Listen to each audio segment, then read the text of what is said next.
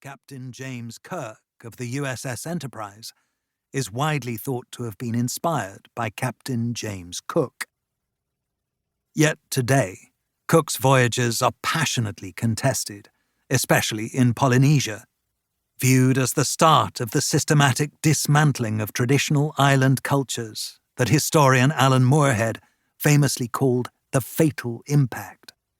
Moorhead said he was interested in that fateful moment when a social capsule is broken into, and Cook's expeditions certainly provided an excellent case study of the phenomenon.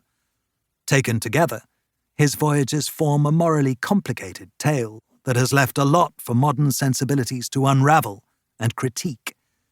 Eurocentrism, patriarchy, entitlement, toxic masculinity, cultural appropriation, the role of invasive species in destroying island biodiversity. Cook's voyages contain the historical seeds of these and many other current debates. It was in the midst of this gathering antipathy toward Cook that I began to research the story of his third voyage, the most dramatic of his journeys, as well as his longest, both in terms of duration and nautical miles. It seemed a good time to try to reckon with this man whose rovings have stirred so much acrimony and dissension. It was curious to me. Other early European mariners who had crisscrossed the Pacific, Magellan, Tasman, Cabrillo and Bougainville, to name a few, don't seem to generate so much heat or attention. What is it about Cook that has singled him out? I don't have an easy answer for that. More likely there are many not-so-easy ones, but I hope this book will lead readers towards some broader understanding.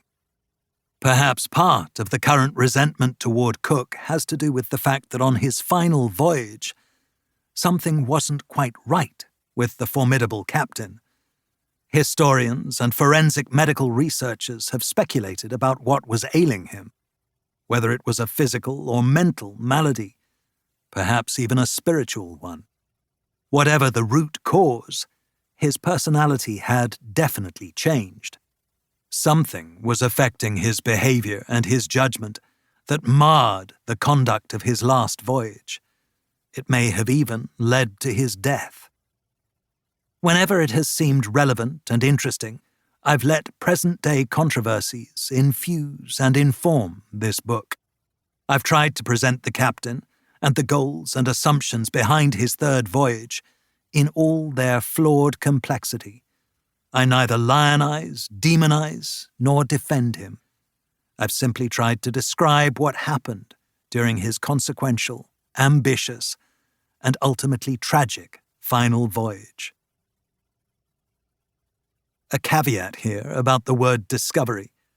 I hope I've made it clear throughout the narrative that James Cook did not discover many of the places he's often mistakenly credited with having discovered. New Zealand, Hawaii, and Australia, for example.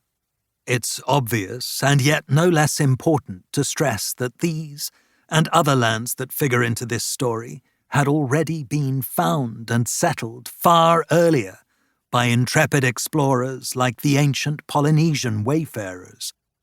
Most of the geographical features and life forms that Cook and his fellow expedition members named and described already had indigenous names and contexts. Locations described in the voyage accounts as uncharted or untouched had been inhabited for centuries, if not millennia. In some places, it's fair to say Cook was the first European discoverer, or one of the first European discoverers. In others, it might be more accurate to say that Cook and his sailors were merely visitors, albeit significant early ones. What made Cook different from most explorers was that he was also a preternaturally accurate map maker, a skill aided by his use of the latest navigational technology and his deep understanding of astronomy. When he came home, the places he visited were forever fixed on maps, some of them widely published, showing exact coordinates. His reports told where the best anchorages were, which peoples were friendly, where good